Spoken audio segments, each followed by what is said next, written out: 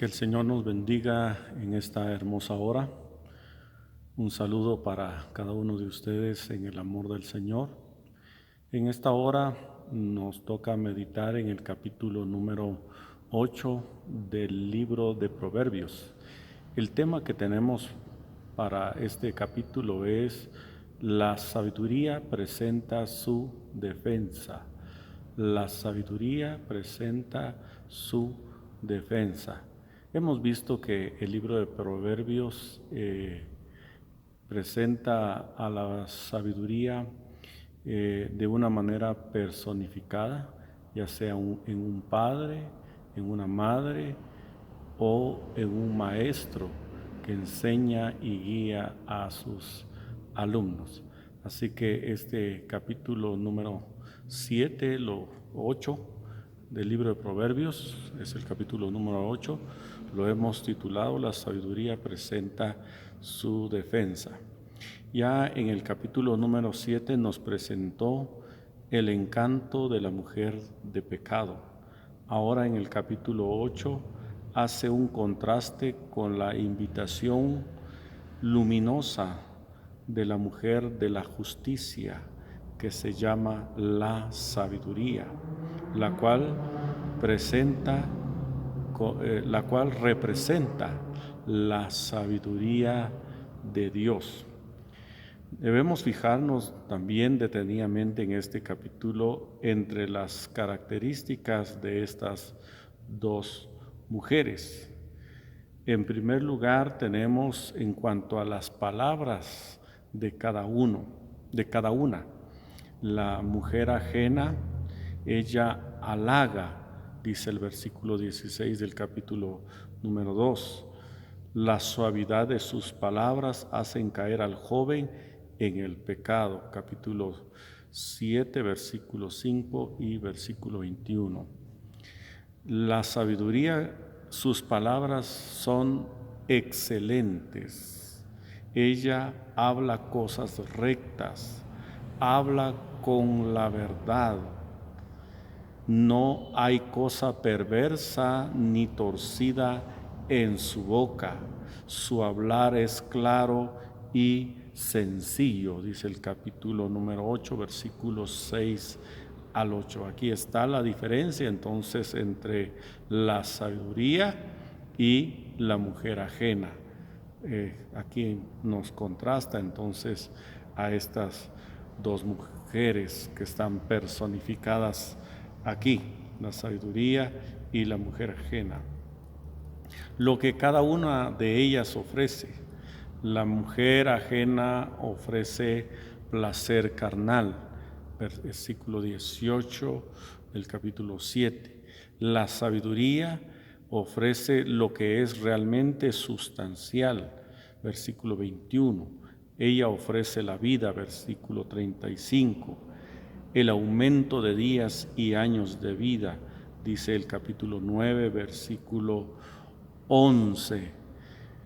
El fin del camino de cada una de ellas. La mujer ajena ofrece entonces a los hombres, caerán heridos por ella y luego vendrá la muerte. La sabiduría ofrece a cambio la vida, versículo 35 del capítulo 8 y versículo 6 del capítulo 9. Es lo que ofrece la sabiduría. El fin de la sabiduría es vida, mientras que el fin de la mujer ajena es muerte. La sabiduría entre los hombres, esa es la primera parte de este capítulo. Nos presenta la sabiduría entre los hombres, versículo 1 al 21. La sabiduría es personificada, versículo 1 al 6, de la misma manera en que lo vimos en el capítulo 1, versículo 20 al 33, y tenemos algunos ejemplos en este capítulo de cómo la sabiduría es personificada. Dice que ella tiene voz y puede clamar, versículo 1 y versículo 3 al 4. Ella puede pararse en las alturas junto al camino donde cruzan las sendas, versículo 2 del capítulo 8. Debemos notar los grupos de personas a los cuales la sabiduría se dirige, según los versículos 1 al 5. Ella se dirige a los hombres, ella se dirige a los hijos de los hombres, ella se dirige a los simples, ella se dirige a los necios. Veamos ahora el contraste entre los labios de la sabiduría, versículo 6, y los labios de la mujer extraña, versículos 3 al 5 del capítulo 5. En los dos pasajes los labios significan el hablar. Es un contraste entre lo que hablan estas dos mujeres. La sabiduría habla cosas excelentes y rectas con sus labios. La mujer extraña, sus labios destilan miel y su paladar es blando, pero su fin es amargo. Según el versículo 9, el que mejor aprecia la sabiduría es el que entiende. Esto implica que el hombre que aprecia la sabiduría es el que ya la ha puesto en práctica, la ha puesto por obra.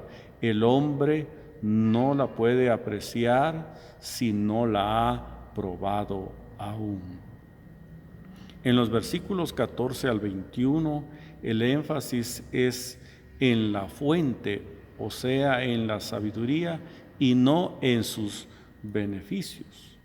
Tenemos que aprender a buscar la sabiduría y luego vendrán sus beneficios. Los mejores beneficios de la sabiduría son la vida y el favor de Jehová, según el versículo 35. En la segunda parte de este capítulo, la sabiduría con Dios. La sabiduría con Dios, versículos 22 al 31. La sabiduría sigue hablando en el versículo 22 y ella nos cuenta que es más vieja que la tierra.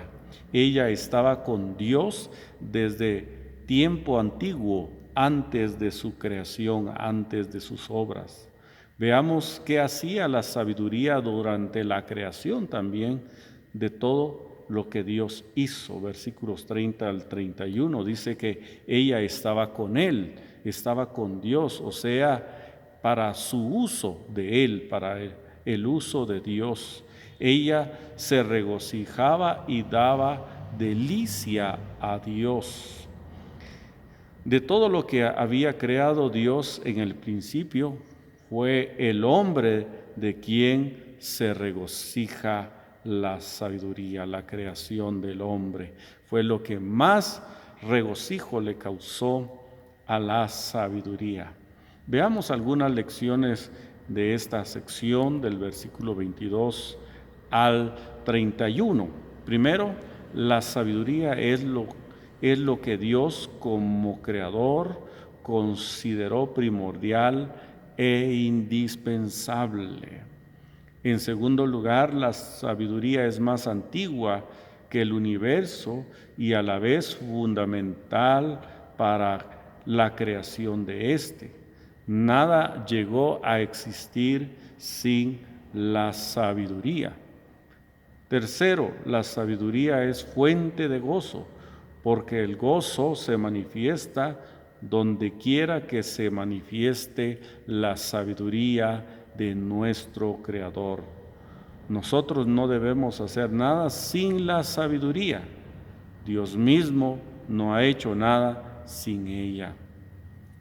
En tercer lugar, en este capítulo número 8, la defensa de la sabiduría, en esta tercera parte la sabiduría hace su invitación, versículos 32 al 36, una apelación que tiene como respaldo todo lo que es fundamental, versículo 32, el cual nos dice: ahora pues, hijos, oídme, y bienaventurados los que guardan mis caminos, dice el versículo 32. Veamos cuál es la invitación que nos hace la sabiduría en esta última parte del capítulo.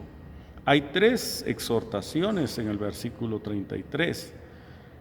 Primero, atended el consejo. Segundo, sed sabios. Tercero, no lo menospreciéis. En el versículo 34 describe una bonita figura del hombre bienaventurado. Dice que es aquel que vela diariamente a las puertas de la casa de la señora sabiduría. Aguarda a los postes de la casa de ella. 2 premios o recompensas se mencionan en el versículo 35. La vida y el favor de Jehová. En cambio, aborrecer la sabiduría es la muerte. Eso nos dice el versículo 36 y último. Mas el que peca contra mí defrauda su alma. Todos los que me aborrecen aman la muerte. Para concluir nuestro estudio de esta hora, la sabiduría que estaba con Dios ahora se encuentra entre el hombre, clamando a nosotros que aprovechemos de ella. La expresión plena de la sabiduría según el Nuevo Testamento es el Hijo Eterno, el Verbo de Dios, nuestro Señor. 1 Corintios 1:24 nos dice más, para los llamados así judíos como griegos, Cristo es poder de Dios y sabiduría de Dios. Atendamos a la sabiduría, amemos a la sabiduría, seamos sabios, no menospreciemos sus enseñanzas. Que Dios nos bendiga en esta hora.